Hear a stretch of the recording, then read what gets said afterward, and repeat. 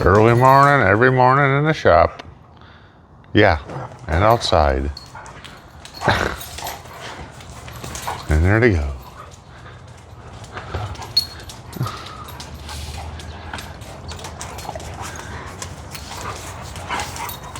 Well, they'll have fun. I'm trying to have fun. These motor blocks, I keep buying them. And yeah, I keep buying these FC blocks. I had one sent to me. And let's see, this one here I bought in Palm Springs. It has one of these has what appears to be has been fixed right there. And it's hard for me to show you, but it looks like they drilled it and put like something in it. I think that's the only one on there. And that's the spot. And this one here has a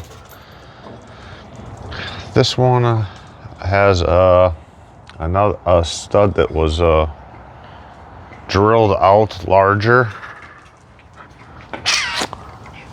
And right there, this one here, it was drilled out larger and fixed also. So both of these, that was my concern with these two. I had posted it on Corvair, and it sounds like it probably would be all right. It was probably a previous fix. Maybe the motor was used. The one looks like it was fixed, the shiny one in here. It looks like it was fixed and maybe never used. I don't know. But it sounds like that probably won't be a problem. Now I am learning that you got to check all these holes. You know, I see some, I kind of get excited. I don't check it over. I look to see if they were kind of like not mismatched, but I didn't inspect all the holes on them. You know, you got to check all those holes on these motors. Now over here, this one here, I had ordered. Well, I didn't order it. A guy had said he had one, and I went ahead and he sent me some pictures and the number. I looked it up, and yeah, it's a long stroke, like I think a 64. And this is the one that I was going to go with. Actually, I took all these over to Gary's, and he started finding stuff right away wrong with them. So on this one, on the other side, I looked at it too. I just looked at the top, looked at the studs all seem nice. I did clean these up yesterday. I'm going to run a tap over them with some oil, just over all them. I'm going to check all the thread holes, run a tap through all of them. Yeah, I got the dye on there. These guys keep correcting me on everything, and that's fine. The dye, and over on this side, the oil pan side, there is a hole here that was somebody had tried fixing. It's drilled off, it's crooked. That's the problem when they just put these on a drill press or use a hand drill. They're just going to wander and not drill dead center. So never want to use a drill press to put a hand drill to put a helix coil in. I wouldn't. I can tell from all the problems people have had in the past. Maybe some of these guys it worked fine for. This one's a broken off stud in there, or a bolt. There's another hole here that's it's hard to show you here, but it's been drilled and there's no threads on that side. This one's very bad, another very bad hole. This one's another very bad hole, very stripped out, gone. These might even have problems too, these little ones here. I don't know, off the seat, hold your tin covers on. So what I'm going to do with these are, I posted it and see what everybody had to say about it. And this is what they said and what I'm going to do. So what I'm going to do on these, I posted on Corvair Addicts, the problems with the two with the studs and how they were fixed. And they said, it's probably fine. I'm waiting to hear back a few more. But this one here, everyone's kind of said like time surge, helicoil. Everybody's got their feedback and what they think should be used or done with it. And a lot of people said just drill it. And I'm like, well, that's the problem. Is they've been drilled before, and drilling just isn't the right way to do it. Maybe you've had luck and you had it where you didn't have your drill wander. But obviously, I'm finding them left and right problems with this. I gotta check those ones out. There might be one or two on there too. I posted it, and Jeff the machinist, he reached out to me last night. He gave me a call. He said, "All right, what's up?" And I'm like, what's going on?" And I didn't know he read the post right away, but I kind of figured he did. And hey, buds. And he said, "Well, what's going on with the blocks?" And then I did get the one from him. And I said, "No, that's not your block. It's the one I had ordered, or an order. I posted it at a mismatched block." And a bunch of people reached out to me. And this guy sent me the pictures. It was nice. And I said, it was the one I got shipped to me. And the guy wasn't even aware of these. He's just like me. Just looked at the other side, looked at the studs. Didn't check everything, and he said, "I apologize, I'll send you your money back, or what do you want to do, or you can get it fixed, and I'll pay part of it, or refund part of your money." It was real nice, He messaged me to call him. I called him and talked for a while, and I says, "Well, I'm gonna get it fixed." I says, "I'm posting it and see what everyone says." So like I said, everybody says different things to do. Put helicoils in, well, beyond helicoils. People say weld them in, or stuff some aluminum in the holes and re-drill them, and you can drill it on your drill press or hand drill or whatever, and just use your aluminum valve cover for template. And I understand you bolt in some of the good bolts and drill through, but once you start wanting to wander and dig into your nice new expensive finned aluminum valve cover you bought, And I don't want to do that. And I was talking to Jeff, and he made the best point of all. He said, drills, wander drills, this ain't that big of a hole. So, your drill bit will flex and move a little bit to, go where it wants to go. He said, the best thing is, what I do is you put it, you put it in a mill, you, bolt this down to the top of the table to mill, and then gets it lined up straight, so when he goes back and forth, the holes are all lined up, and he just, once he locks his table, it's nothing's moving. And the shank of a mill cutter is big, and then it goes small to the tip where you're drilling, so there's no movement or flexion. It's just dead on. So, he reached out and he said, "Well, let me know what you want to do." And I said, "Well, if you want to fix them, I'll let me know when you want them and where you want me to drop them off, and I'll drop them off." And here we go again. So now, definitely, I learned my lesson. Yeah, this one's bad too. I didn't show you that one. So there's got quite a few of them on here. I learned my lesson to double check, triple check.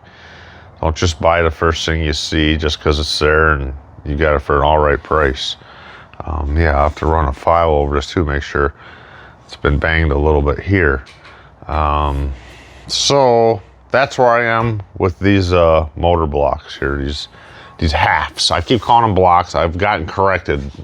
Somebody said they're not a block. A block is one, so one piece. So I don't know, call them motor halves, I guess.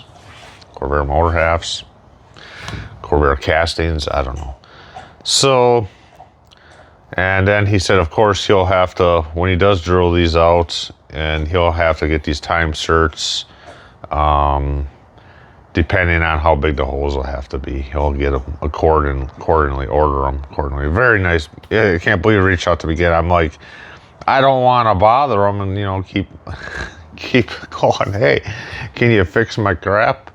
And this is really this is just, I'm learning and learning, but man, how many times I got to tear down a motor and how many problems do I have? But I'm learning every little thing about it. So now I had this over at Gary's yesterday. I took all of them over to Gary's, and he said, well, you want me to do it? And I said, no. I said, this can't be drilled. And I says, it's got to really be in the machine to do it right. And he doesn't he likes going Healy coils, but this is beyond Healy coils.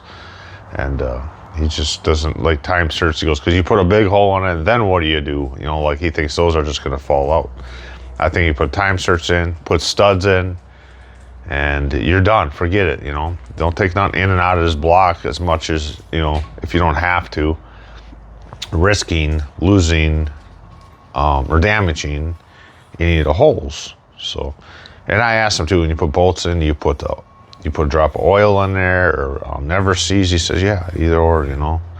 So we got that figured out. So I'm just gonna I'm gonna oil these and run the dye over them all, and I'm gonna go and check all these with tap them out, and I'll mark all the bad ones, and see if Jeff wants it bolted together nice and tight. I will be going around and cleaning up this casting a little bit. Once I bolt it together, I'll be running a drill through this oil ways a little bit, clean those up. And I know Bill in Tucson, he goes and he cleans up any casting imperfections that are hanging off, anything that's loose. So this one seems to be pretty good. So pretty good. So we'll get these, we'll get all three of them fixed if I have any holes, and then we'll have some blocks for all the future problems. All right, guys. Anyways, when I did go over to Gary's yesterday, I did bring him a newly upholstered seat I had, a real nice one. This was in Gary's, in his van, and this is what he was riding on, springs. So we kind of did a deal that he was looking to get a seat reupholstered, and he said like $800, they were quoting him. And he wanted to know if I'd help him if he ordered a Corvair through Clark's, a cover for this seat, and he'd know if he could get, he called it the bun for the foam. And this foam is actually, it is just, I mean, the back of my truck, inside there was just gold from, like, it looked like sand from all this. It's just falling apart from the heat. So he had wanted me to see if we could, if I could help him out getting a new cover and stuff on it. And I said, it says, I have a real nice seat. And if you want to do some trade, he said, well, how much you want for it? I'm like, well, I kind of didn't want to sell it, but I'll help you out because you helped me out. So what we did is actually, when we went to put this one in, the bottom of this seat here, somebody did a crap job. How come everybody just does crap work nowadays? They actually, this was broke, and then they brazed it there, and it's horrible job. So we took, we were trying to get this one, it was a little tight on here, the slides, so we oiled it, and he was banging it back and forth with a hammer. It's a little crusty. So what we did, I said, well, just put yours on. Yours is really nice, you know.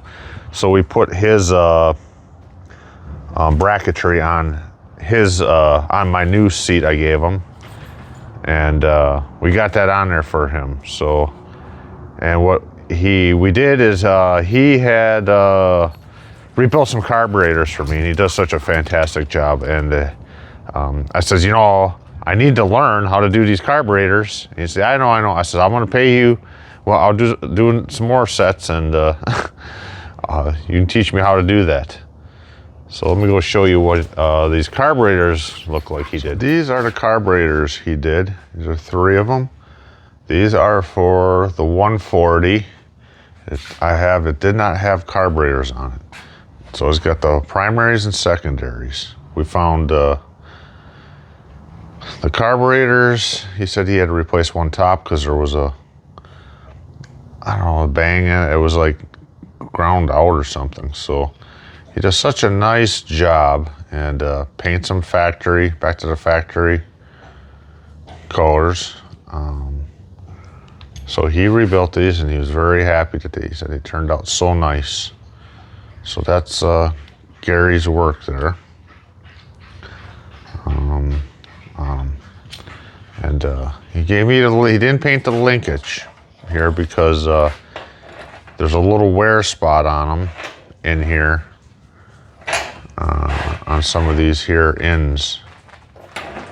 And it's not this one. There's a little bit of wear on some of them.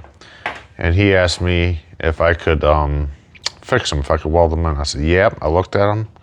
I said, I'll weld them in and flapper them nice. I said, the key to it is to put enough weld on there the first time so you do not have to go back and re-weld it and remove more of the material, the original existing material. So I said, I'll weld it real nice and I'll feather it in real nice. I seen exactly, it's just a little tiny little spots where in here that are worn. So I'll pull these clips off and go ahead and weld them and feather them together. He painted that, and this is what he uses right here. Gets from Eastwood, this carb renew too. And he said it wasn't available for quite a few years, and finally they got it back in stock. He said the place called him and said, hey, he wants them, so he got a case. He actually even went individually and sandblasted every screw and checked it, ran a die over them for screws. Jeez, he did such a great job on these. He does such a nice job on these carburetors. Now he did two more for the 64 too. So I got them sitting over there with that, trying to slowly gather the parts, pieces to get this stuff all put together. So yeah, and you only like 65 carb, 65, 66, I believe, for 65s is what he likes. But anyways, that's the carbs from Gary, and he's got a nice seat in his Corvair now, and he's not sitting on springs. So he helped me out, I helped him out. So on this one here, I had shipped that there's some stripped holes in the bottom. Now I just went out to, I was gonna run a 1/4-20 through here and just clean up the ones that are good and mark which ones are bad to get done. I was assuming there was only like 4 of them. And I just found out that they're 5/16/18. Somebody actually, this is right, I do believe 5/16/18 coarse thread. Somebody had went and drilled all these out except for, it looks like maybe, maybe 2. The one that's got a broken something in it. They drilled them all out bigger and tapped them and and correctly made the holes bigger. And what they did was even some of these are even screwed up. So I don't know if that was their attempt to do it and they screwed it up while they're doing it. But man, this block is just, you know, the guy I got it from it was still in the box that he got it from a couple years back. It was down. He didn't even, I don't think, as far as I know, he didn't even look at this stuff. Yeah, look at that crap. It's just wobbly. And, you know, he just looked at the studs and the tops, just like I did, kind of like I didn't ask him if all the holes were good or anything like that. He didn't think of it either. So I don't know if this is going to be feasible to redo all 16 of these holes, because you know, just because. I mean, how much is that going to cost? I'll find out. I'd like to get it fixed to be able to use it, you know. I guess if it ain't going to cost too many hundreds of dollars, I don't know, you know. You have to draw the line somewhere. So, learning and learning. I should be, a few of these guys commented and said, you know, your patience, I wouldn't have the patience for all that, you know. I mean, I've been messing around with this motor now for so long. It's just taking all my time. So now I'll have to pull the oil pan off that motor. The motor's gonna have to get stripped down anyways. I'll have to pull the oil pan off of it. I'll pull these two apart, check to see if it's nice and flat in there and clean, because this is just kind of lightly bolted together, not bolted tight. And then bolt it nice and tight. And for Jeff, if he's gonna actually go ahead and drill all these out on the mill and put time certs in for me, you know. I gotta see how much it's gonna cost. One of those other blocks there has one bad hole in it, so I'll have them fix that one. And then as far as those ones there, that the two studs are, somebody had fixed them. The one I got here from Jeff, it looks like maybe someone had fixed it and actually used the motor, because it's, you know, but the other one looks like they had just fixed it just maybe to sell it. So we're like, how do we know if it's good? I talked to Gary. I was like, there's got to be a way we can test it. Can we just put the jugs on there? You know, put your gaskets in here, whatever you got to do, and put your jugs on there and bolt it down to torque it down to specs, and to see if they hold, you know, because why build a motor if it's not gonna hold? So, and he thought that was a great idea, a very, very good idea. So that's what we're gonna do on them ones there. We'll just to check to see if that stud in there will pull out, you know. So that's what we're gonna do with them. So now I'm burning up another day, more money, another day. So I get that oil pan off, and I get these checked, cleaned, bolted, and see when I gotta drop them off. All right. The never-ending saga about the motors, but I'm learning all the problems and what to learn and look for. So thanks for watching. Thanks, Corvair Addiction.